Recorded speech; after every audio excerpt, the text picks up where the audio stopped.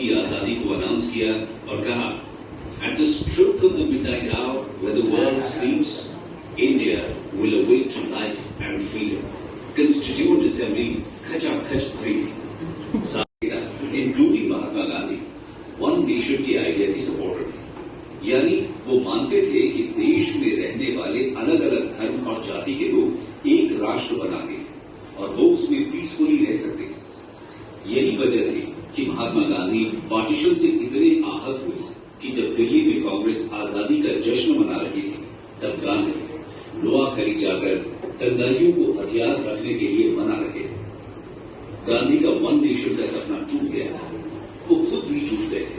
खैर, कांग्रेस और गांधी के आइडियाज के खिलाफ सबसे बड़ा ऑपोजिशन आया राइट विंग पॉलिटिकल ग्रुप से, जिनका जन्म कांग्रेस के सेक्युलरिज्म के अगेंस्ट एक रिएक्शन के रूप में हुआ था। मुस्लिम लीग जैसे ऑर्गेनाइजेशंस जो माइनॉरिटीज को रिप्रेजेंट करने का दावा कर रहे थे, उन्होंने स्पेसिफिकली कांग्रेस के वन नेशन के आइडिया को चैलेंज किया। लीग के सबसे ताकतवर नेता मोहम्मद अली जिन्ना ने कांग्रेस को हिंदू ऑर्गेनाइजेशन डिक्लेयर कर दिया और गांधी पर हिंदू मेजोरिटेरियनिज्म को प्रमोट करने का आरोप लगाया। जिन्ना ने देश के मुस्लिम्स को ये बोला कि चूंकि 80% लोग भारत में हिंदूज हैं और डेमोक्रेसी में मेजोरिटी वोट से ही सरकार बनती है,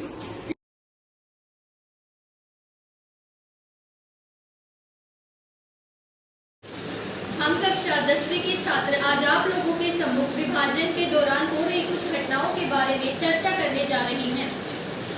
मैं आपको एक बहुत इंपॉर्टेंट एस्पेक्ट के बारे में बताने जा रहा हूँ। भारत पहले एक बहुत बड़ा देश था, लेकिन फिर उसमें पार्टीशन हो गया। पार्टीशन और डिवीजन, उन दोनों में बहुत अंतर है। डिवीजन वो होता है जब किसी भी चीज़ को तोड़ के अलग कर दिया जाए, लेकिन जिस भी चीज़ में सफ़र हो, दर्द हो या फिर शंका हो, उसको अगर आप तोड़ के अलग करोगे तो उसको पार्टीशन कहा जाता है। जैसा कि मेरे मित्र ने आपको बताया कि डिवीज़न और पार्टीशन दो अलग अलग विषय हैं। आज मैं भारत और पाकिस्तान के विभाजन की कहानी से आपको डिवीज़न और पार्टीशन का मतलब समझाना चाहूँगा। डिवीज़न वह पहलू है जब हम लोगों को हमारे धर्म के मुताबिक अलग किया गया, और पार्टीशन वह पहलू जब लोगों को बिना बात के उनके घर से निकाल दिया गया और उनको बेवजह मारा गया। विभाजन के समय बहुत लोगों को अनेकों कष्टों का सामना करना पड़ा और बहुत लोगों ने विभाजन के समय परिश्रम किया।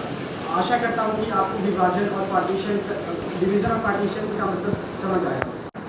विभाजन का मुख्य कारण ब्रिटिश सरकार और मोहम्मद अली जिन्ना जैसे कुछ लीडर्स थे, जिन्होंने मुस्लिमों को भड़काया कि उनकी कम संख्या होने के कारण उसकी किसी भी डिमांड को फुलफिल नहीं किया जाएगा, जिसके कारण हिंदुओं और मुसलमानों के बीच में विभाजन की स्थिति पैदा हो गई और उसकी वजह से काफ़ी लोगों को अपने परिवार को छोड़ना पड़ा, अपनी जगह को छोड़ना पड़ा और काफ़ी बच्चों को बाजारों में बेच दिया गया और महिलाओं के साथ 75,000 महिलाओं के साथ दुर्व्यवहार किया गया और उन्हें उनके साथ दुर्व्यवहार किया गया। यह गवर्नमेंट के डेटा के अनुसार है और गवर्नमेंट के डेटा के बिना यह 1 से 2 करोड़ के बीच में है और काफ़ी लोगों को मारा गया, जिसकी वजह से विभाजन की स्थिति बहुत ज़्यादा भयानक बनी। राह चलते लोगों के साथ लूटपाट होने लगी थी, महिलाओं से जेवर छीन लिए गए थे, उनसे पैसे लूट लिए गए थे, उनके साथ बहुत ही ज़्यादा अमानवीय व दुष्व्यवहार हो रहा था।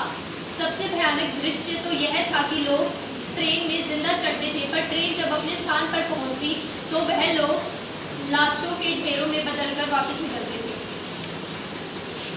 देश के बंटवारे के दर्द को भुलाया नहीं जा सकता। हिंसा और नफरत के कारण हमारे लाखों भाई और बहनों को अपनी जान गंवानी पड़ी थी। अब हम किसी के बहकावे में नहीं आएंगे और अपनी भारत माता को विकसित बनाएंगे। जय हिंद। भारत माता की जय। भारत माता की जय। भारत माता की जय।